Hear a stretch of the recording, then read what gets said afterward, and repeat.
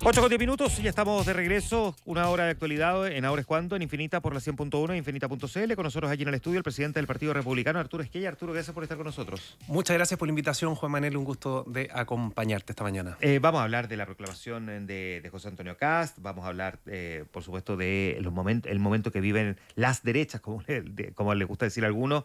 Y vamos a hablar de la reforma del sistema de pensiones. Voy a partir, sin embargo, preguntando de cómo mira el Partido Republicano la controversia que se desató por la fallida compra de la casa del expresidente Sebastián Piñera y la decisión del gobierno de remover a la ministra de Bienes Nacionales, haciéndola responsable de este episodio. Bueno, son varios los elementos que tiene esta materia. En primer lugar,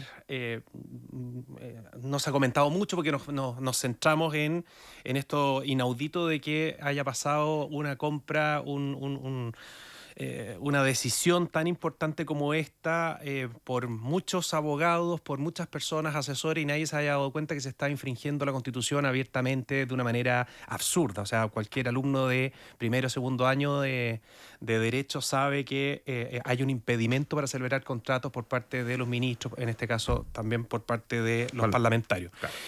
Pero más allá de eso, de repente como que echo de menos en el debate que se diga, bueno, ¿por qué el Estado tenía que comprar una casa para hacer un museo de lo que fue uno de los peores gobiernos de la historia de Chile, en particular Salvador Allende?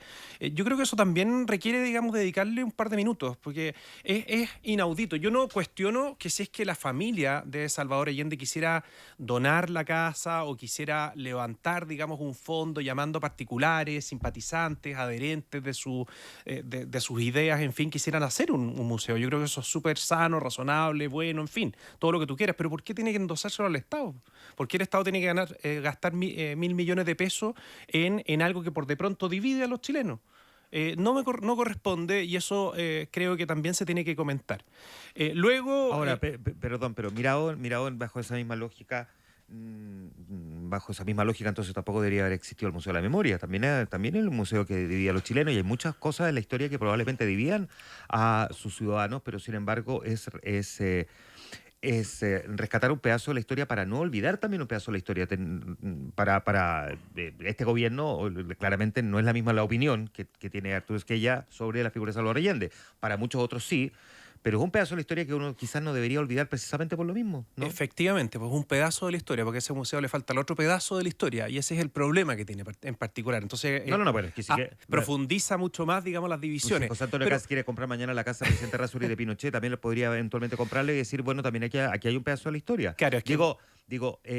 La historia tiene múltiples formas de ser mirada. El que alguien quiera rescatar un lugar que fue emblemático, donde hubo muchas reuniones, donde se generaron, o sea, está demasiado documentado sobre cosas que pasaron en esa casa. Me parece que va a depender, por supuesto, del gobierno de turno el que le haga la valoración al respecto, pero museos, digamos, que dividan a ciudadanos existen en todas partes del mundo. Yo creo que si nos sobraran los recursos se podría empezar a estudiar qué tipo de museos de este perfil en el fondo se podría financiar o no. Pero como no nos sobran, digamos, los recursos y tenemos múltiples necesidades y estamos pasando por crisis muy profundas, creo que no parece razonable el que se destinen los recursos de todos los chilenos a esto. Ahora, ese argumento que usted dice, yo no lo escuché decir cuando hace algunos meses se subió en 1,4% el presupuesto en gastos operacionales del Congreso, por ejemplo, y he escuchado parlamentarios decir algo similar a lo que dice usted, y el 1,4% de los gastos del Congreso son más de 2.000 millones, o sea, es el doble de lo que cuesta. Y por eso toda la bancada republicana votó en contra. Sí, es cierto, pero tampoco generó el ruido que uno podría haber esperado si es que se trata de decir recursos del Estado son finitos. Nosotros hicimos todo el ruido necesario en el fondo para que se alertara de que se estaban subiendo los gastos operacionales del Congreso. Nuestros parlamentarios, siendo incumbentes, a diferencia de todos los demás parlamentarios, votaron en contra. En eso no nos vamos a perder. Estamos en una situación de crisis muy profunda. Vemos al otro lado de la cordillera cómo son capaces de disminuir el gasto en un 30%. Es algo que muchos habrían pensado que era imposible, y efectivamente con voluntad voluntad y con determinación se puede hacer. Y acá lo que estamos haciendo es seguir financiando cosas que no tienen mucho sentido. Estamos todos de acuerdo en que seguridad pública es una de las principales prioridades que tiene el país. Se destina una cantidad de recursos enorme, 8.000 millones de pesos en régimen, a crear un nuevo ministerio, suponiendo, digamos, que de ahí se van a coordinar las políticas. La verdad es que lo único que hace esa política pública es generar más entorpecimiento, digamos, a la toma de decisiones. En fin. Ahora, es una teoría. No sabemos si va a entorpecer o va a facilitar. Claro, pero o sea, el gran cuestionamiento que ha surgido desde su propio sector es la incapacidad de poder coordinar mejores políticas públicas para enfrentar la delincuencia. Entonces, cuando se toma una determinación de darles teóricamente una línea más directa a esa toma de decisiones a través de un ministerio, no sabemos si la va a entorpecer o a lo mejor la va a facilitar. Es solo una teoría. Sí, y mi opinión, bastante estudiada al menos, es que efectivamente esos recursos habrían sido bastante más útiles para el combate a la delincuencia, en el sentido de fortalecer el rol que tienen las policías, particularmente en lo que, por ponerte un ejemplo, la asignación de riesgo. Tú sabes que las personas que están hoy día, de los carabineros, de las policías en general, combatiendo en la calle, corriendo el riesgo, digamos, desde el punto de vista de la integridad física, de la vía propiamente tal, tienen una asignación de entre 94 y 140 mil pesos. Les podríamos haber incrementado sustantivamente a las personas que están en la calle. Por poner un ejemplo, no quiero caer, digamos, en la casuística. Que es un debate que me parece que es muy atendible, que de hecho planteó el general Yáñez, y que en algún momento el general Yáñez llegó a pensar que efectivamente en este gobierno eso iba a ocurrir y sin embargo no se materializó. El ministerio podría haber sido gratis. Y así todo te genera un nivel de dificultades enorme. Yo no sé si manejas el detalle o no, si que los auditores hoy día que nos escuchan... Lo hemos conversado largamente. Ya, no quiero entonces profundizar y latear con esto, pero efectivamente genera una figura nueva de un Seremi, se duplican, digamos, los roles, particularmente en regiones. No sé, hay cosas extrañas. No es una opinión únicamente nuestra. Yo he visto también académicos de otros sectores políticos, de corrientes distintas, que tienen una opinión al menos escéptica. Yo estoy que estamos hablando desde la teoría. Estoy de acuerdo. También compartirá, sin embargo, conmigo la opinión de que muchas veces con el Congreso que tenemos, aquí entra al Congreso un caballo y sale una cortina de baño. O sea, lo viví en persona 8 años. Así que estamos muy claros que efectivamente cuando se presenta un proyecto de ley uno no sabe cómo va a salir. No sabe cómo va a salir. Estamos de acuerdo. Ahora, déjeme hacerle esta pregunta. Una cuestión bien práctica. Si el Partido Republicano fuera gobierno hoy, dejemos de lado el Ministerio de Seguridad porque no sabemos cómo va a funcionar. Tenemos una gran cantidad de otros ministerios que sí sabemos cómo funcionan. ¿Qué ministerio automáticamente eliminaría el Partido Republicano? No pasa necesariamente por eliminar un ministerio ni caer, digamos, en este sí, este no. Eso hay que estudiarlo desde una perspectiva distinta, de cómo tú vas a disminuir el gasto. Hay que hacer aquí es donde hay una cosa que me sorprende. Cuestionan un ministerio que ni siquiera sabemos cómo va a funcionar porque todavía no se ha puesto en práctica y no tienen claro qué ministerios que sí están funcionando no eventualmente podrían sobrar o para efectos de ustedes podrían funcionar, por ejemplo. Sí, pero sígueme a dónde voy. Yo me refiero a que hay que hacer una mirada más integral. En el fondo, tú lo que tienes que hacer es decir, mira, ¿cuál de los gastos que efectivamente hoy día está cargando fiscalmente todos los chilenos tenemos o no están rindiendo, no tienen una evaluación razonable que le permita mantenerse en el tiempo? Y eso nos va a arrojar una serie de cosas que desde el punto de vista técnico van a decir, mira, este proyecto, este programa en el fondo no tiene que continuar y tú vas a ir generando recursos que podrás destinarlo, digamos, a otras cosas.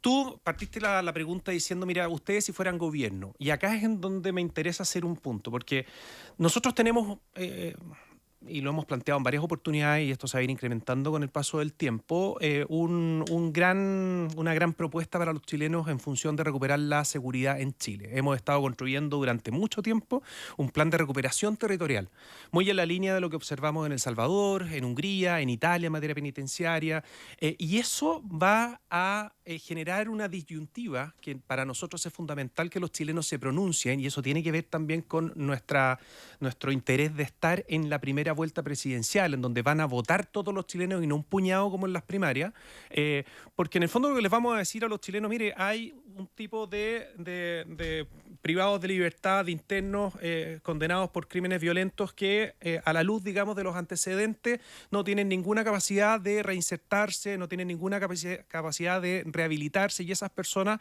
van a estar en un régimen penitenciario distinto, muy probablemente no van a salir en mucho tiempo. Y eso va de la mano con muchos cambios desde el punto de vista estructural, legislativo, tipos penales, en fin, Eso, y también claro, una política penitenciaria de esa judicial. naturaleza implicaría modificaciones que pasan por el Parlamento. Imagínate lo que va a pasar cuando digamos que el régimen de estos internos, de esos recintos que van a ser de confinamiento para terroristas, del crimen organizado, en fin, narcotraficantes, no van a tener acceso a visitas, no van a tener pertenencias, van a estar en un régimen. Entonces se va a generar un debate que no te va a permitir el que haya múltiples focos, digamos, de debate al mismo tiempo. ¿Qué quiero decirte con esto? Volviendo a la pregunta original. A ver, ya. Nosotros nos vamos a concentrar en un gran tema que es cómo le devolvemos la seguridad a Chile. Si es que nosotros sembramos la elección presidencial en lo que van a ser los próximos 4 años de múltiples cosas que dividen a los chilenos por distintas razones. Si yo te digo, mira, vamos a cerrar todos los ministerios sectoriales y los vamos a concentrar solo en economía, pucha, en el fondo se va a desviar la atención. Ahora, y si tú me preguntas a mí, esto obviamente la última palabra la tiene el candidato presidente y hay un equipo trabajando en esto. Yo no pondría el foco principalmente en eso, sino que pondría el foco en las grandes transformaciones, en la política de shock que hemos dicho se debiera implementar en los primeros meses de gobierno y acompañar durante los 4 años completos para empezar a recuperar la seguridad y llegar a ser, digamos, el país más seguro de Latinoamérica, que yo creo que efectivamente sí es posible. Ahora, Arturo, conversamos con Arturo Esquella, presidente del Partido Republicano, siendo bien realista, y me imagino que esto es un tema que ustedes también han mirado con detenimiento. Evidentemente que muchas de esas transformaciones, y sobre todo estas que son fundamentales, que son transformadoras desde el punto de vista de lo que pretenden recuperar o corregir, requieren de acuerdos en el Parlamento, y hoy día tenemos un sistema político que hace mucho más difícil el poder poner de acuerdo. Tenemos solamente en la Cámara de Diputados hoy día 40 independientes, y con la gran cantidad de partidos políticos, 22 en total, o sea, la verdad es que entre la atomización o balcanización, y el hecho de que además, incluso siendo miembros de partidos políticos, hoy día tenemos a parlamentarios que se mandan solos en la práctica, no importa lo que el partido les diga, es mucho más difícil gobernar. Siendo práctico, ¿cuánto realmente de eso tienen ustedes también claro? Y en el entendido de que no necesariamente en un eventual triunfo presidencial vayan a tener una mayoría parlamentaria. De hecho, lo más probable, dice la lógica, es que eso no lo vayan a conseguir. Mira, veamos 2 escenarios. Un optimista, partamos por ahí, que es que efectivamente, y hay algo de antecedentes distinto al resto de las elecciones, por primera vez ganamos una elección municipal, nunca antes habíamos sacado como sector más del 40%, hoy día superamos el 50%, tenemos empatado el Senado, venimos de una elección de un Senado, eso fue el Consejo Constitucional, en donde logramos juntos, toda la derecha, siempre hablando del sector, por supuesto. El arco de toda la derecha. Sí, por supuesto, siempre así. Y sacamos 2/3 de ese Consejo Constitucional. Cuando tú no tienes incumbentes, ese es el resultado en el fondo que te da un voto obligatorio, al menos digamos los chilenos que están votando en estos últimos años. Claro, ese es el comienzo, pero al final, si uno mira al final... Déjame seguir con la figura optimista. No, que la figura optimista tiene que tener una mirada realista también. Sacaron 2/3 y les fue mal en el resultado final de la propuesta puesta sobre la mesa. Te cambias de tema muy rápido. No lo vamos a dejar pasar, no te preocupes, pero déjame terminar esta idea. Pero no me cambio de tema, si que en el fondo no lo puede poner como ejemplo algo que quiero terminar con el escenario de cómo tú logras transformar Chile desde el punto de vista de la seguridad con o sin mayoría en el Congreso. Yo creo optimistamente que esta es la mejor opción que tenemos como sector para tener mayoría en ambas cámaras. Nunca antes habíamos tenido una configuración política electoral así. Y efectivamente se puede lograr, y ahí las transformaciones van a ser profundas y radicales. Segundo, escenario negativo, pesimista. Bukele en El Salvador las grandes transformaciones las hizo con minoría en el Congreso. ¿Por qué? Porque la ciudadanía tan abismantemente se había pronunciado en una elección presidencial en una línea, en una orientación, siguiendo al pie de la letra lo que les estaba proponiendo como plan de recuperación territorial la persona que aspiraba a ser presidente, que efectivamente quienes pensaban distinto en el Congreso tuvieron que votar a favor. Lo mismo que estamos viendo en Argentina, en otras materias, por cierto, en materias económicas, pero con minoría en ciertos casos, ha podido sacar adelante proyectos cuando tú tienes a la ciudadanía de tu lado. Para entender entonces lo que está diciendo Arturo Esquella, porque lo dice usted, En el escenario pesimista, es decir, no tener mayoría en el Congreso, ¿un gobierno de José Antonio Kast aplicaría la lógica de Bukele para gobernar Chile? Si es que nosotros, yendo al tema parlamentario, no tuviéramos mayoría en alguna de las cámaras y necesitáramos habilitar vía ley por ejemplo, un fast track para construir un centro de confinamiento en el norte de Chile, bueno, los chilenos, los parlamentarios, digamos, de oposición de ese gobierno republicano, de quien fuera, digamos, de la actual oposición, tendrán que darle la cara a los chilenos por qué no permitieron la construcción de ese recinto penitenciario, por poner un ejemplo cualquiera. Puede que efectivamente te lo nieguen igual y ahí se va a trabar todo, pero en el fondo va a ser los chilenos los que van a sacar las conclusiones de quienes quieren recuperar la seguridad o no. Quedaron varios temas entre medio. Porque... Sí, pero está bien, pero de lo relevante creo que va respondiendo Arturo Esquella a cada una de las preguntas que le voy haciendo. Y efectivamente el modelo de seguridad de El Salvador es la piedra angular de lo que nosotros pretendemos hacer en materia de seguridad pública en Chile. Eso le quería preguntar. Sin ninguna duda. Ese es el modelo que seguirían en caso de ser gobierno. En materia operativa, en materia de inteligencia, en materia, digamos, de incorporar a la ciudadanía, digamos, en el combate a la delincuencia, desde el punto de vista de estar informada de lo que está ocurriendo, en la manera en que tú reivindicas el uso de la fuerza por parte de las fuerzas policiales, la manera en que tú restableces el sentido de autoridad, no solo de las policías, sino que hasta en las salas de clase con los profesores. Es innegable el resultado de Nayib Bukele, es innegable el resultado en combate a la delincuencia. Tan innegable es ese resultado que, por supuesto, le ha devuelto la tranquilidad a muchos salvadoreños. Cuando uno conversa con ellos, tengo amigos que han viajado hasta allá y te lo dicen muy, muy comúnmente. Tan innegable es eso como también es innegable las acusaciones por violación a los derechos humanos en contra de ese gobierno, que hoy probablemente no hacen tanto ruido porque los salvadoreños sienten que han recuperado esos grados de libertad, pero que en algún momento eso puede terminar convirtiéndose en una bomba de tiempo. Sí, pero es bastante discutible. Yo tuve la oportunidad de estar en el SECOT, que es esta cárcel que seguramente todos han visto las imágenes. Que es donde se concentran buena parte de esos cuestionamientos. Y déjame decirte que conociendo muchos centros penitenciarios de los 80 y tantos que hay acá en Chile, o sea, ninguno tiene el nivel de infraestructura y de calidad, digamos, de recinto que sí tiene el SECOT. Las críticas tienen más que ver con materias procesales penales. Está ahí, digamos, como la crítica un poco más técnica desde el punto de vista de las organizaciones en derechos humanos y qué sé yo. ¿Por qué?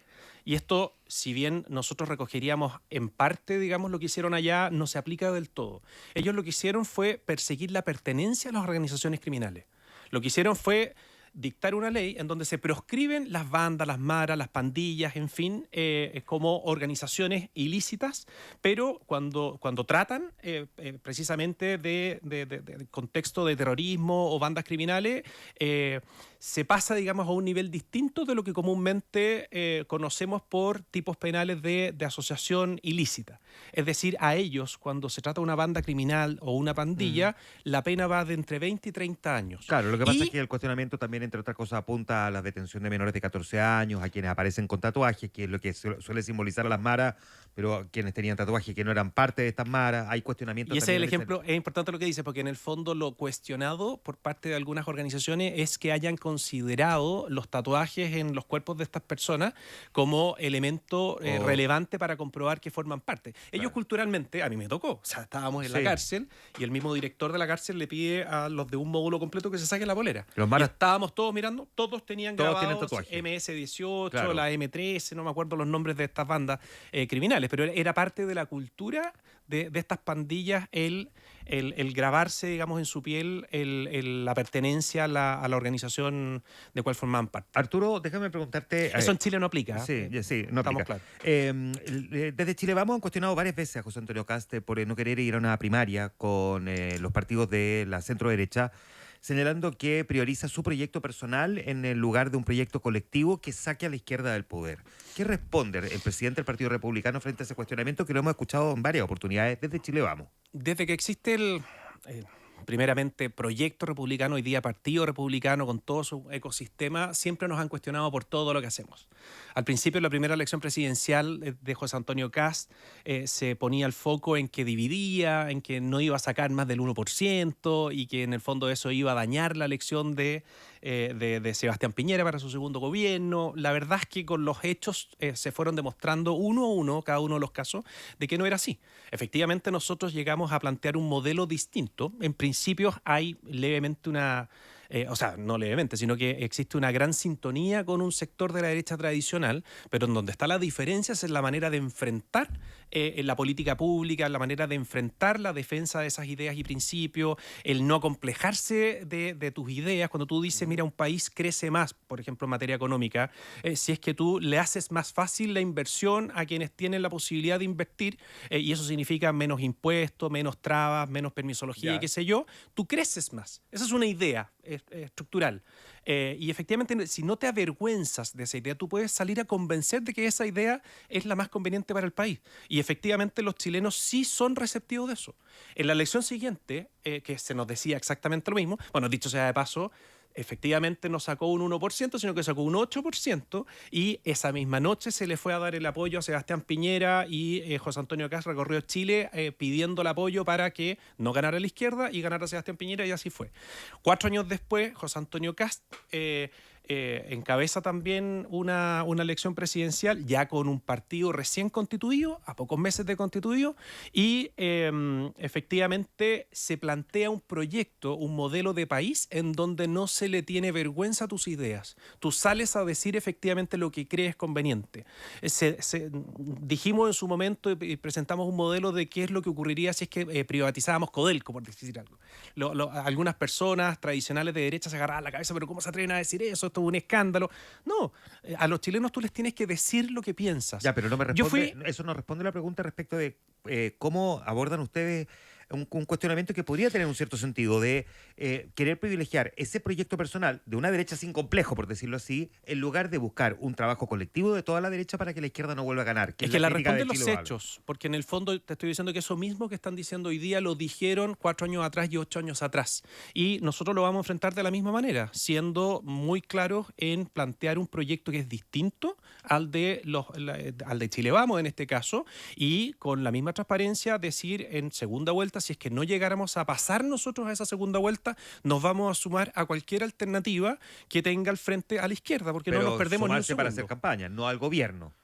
Esa es una decisión que tenemos que tomar en su momento como partido, pero por de pronto, digamos, sumarnos a la campaña para que no gobierne alguien que sea de la línea de quienes nos están gobernando hoy día. Esa es una decisión ya tomada y efectivamente estamos todos de acuerdo en el Partido Republicano. ¿Y cómo mira usted, Arturo, el hecho de que existan hoy día también sectores más, no sé si más hacia la derecha, pero descolgado del Partido Republicano lo menos, que también cuestionan al Partido Republicano? Porque una cosa es Chile Vamos, que podría cuestionar a José Antonio Kast, un histórico de la UDI, que luego forma su propio movimiento con esta derecha sin complejo. Pero hay quienes como, no sé, Rojo de Boers, que en realidad dice que sí tienen un cierto complejo, que empezaron como a correrse un poquitito de vuelta hacia la centro derecha. O figuras como Johannes Kaiser, que aparecen estos otros movimientos que de alguna manera, no sé si le hacen sombra, pero sí le hacen ruido. Bueno, en términos generales, no son solo ellos, sino que hay muchos más movimientos de políticas que uno podría ubicar dentro de lo que llamamos derecha, aunque es cuestionable, digamos, hasta dónde están los contornos, y eso lo vemos como algo bastante positivo. Eso, por último, o sea, por de pronto tira o ejerce, digamos, una fricción hacia la derecha. Antes de que existiera el Partido Republicano y todos estos movimientos o incluso partidos en formación, el eje de las políticas públicas estaba bastante hacia la izquierda. Ya con la aparición, digamos, de una bancada republicana en el Congreso Nacional y votando en el fondo, muchas veces quizás tomando la postura bastante impopular, porque de repente, ponte tú para los retiros, o la política, digamos, de las 40 horas en materia laboral.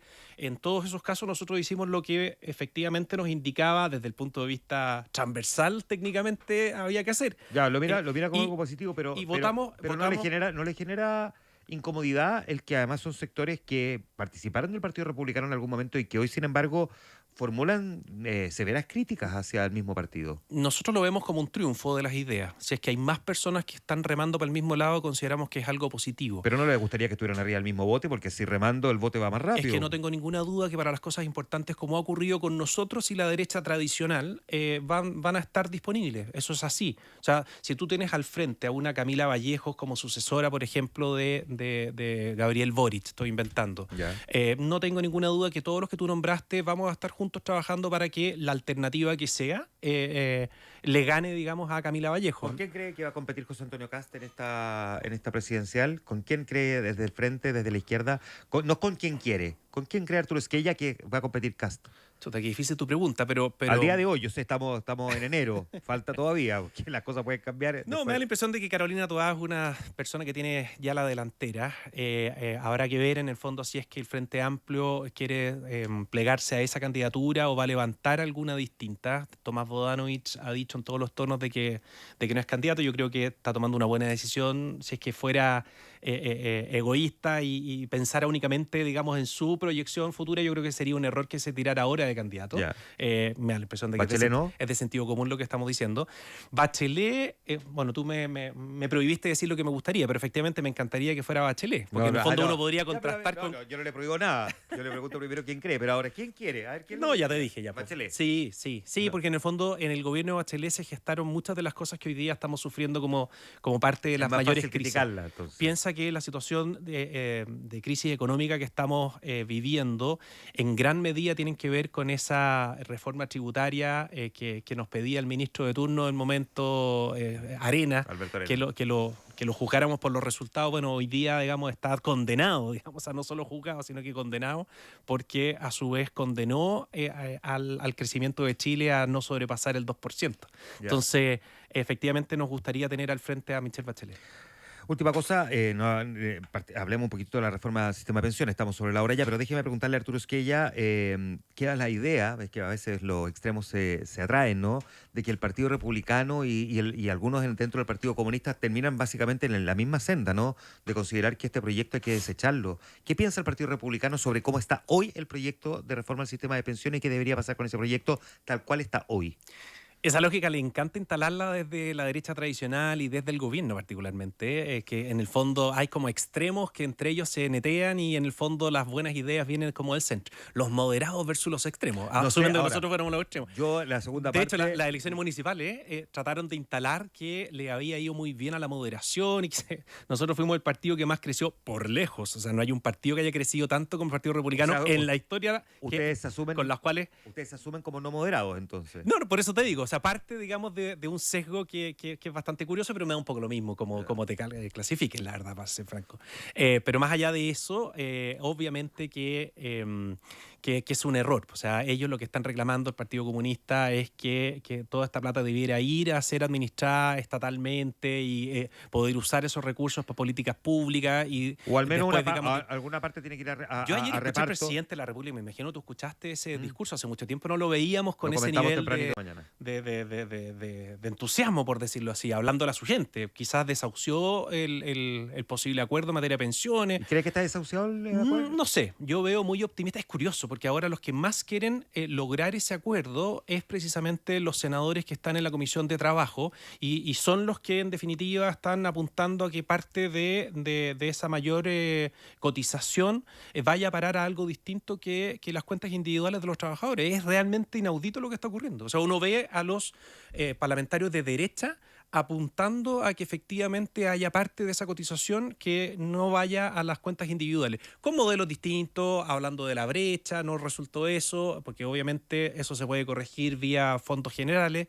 Después se habló de otros mecanismos, el préstamo es absurdo, o sea, pensar, digamos, en que los trabajadores le presten al Estado y si es que el Estado necesita financiarse no en el mercado, digamos, financiero, sino que recurrir a esta figura extraña, quiere decir que es en condiciones bastante distintas. Entonces, bueno, todas esas figuras raras, extrañas. Si ninguna de esas figuras raras se prosperara, si el 6% fuera directamente a capitalización individual, pero sí se planteara la división y separación de la industria de la AFP, ¿cómo votaría el Partido Republicano en ese contexto? Yo creo que votaríamos a favor, por supuesto, lo del 6%. No estoy en el detalle de cada una de las cosas, pero la separación de la industria a priori me parece que es un error en el sentido de que implica mayores costos, se puede meter el Estado entre medio, en fin. Hay cosas positivas también. De repente siempre te preguntan por lo que uno le cuestiona a la reforma, hay cosas que son positivas. Por ejemplo, el corregir estas lagunas que se generan en función del fondo de cesantía. El fondo de cesantía fue mal considerados desde el punto de vista de su magnitud en sus inicios y hoy día perfectamente podría ir a pagar las lagunas. Me refiero a las cotizaciones únicamente de los trabajadores que temporalmente no están cotizando.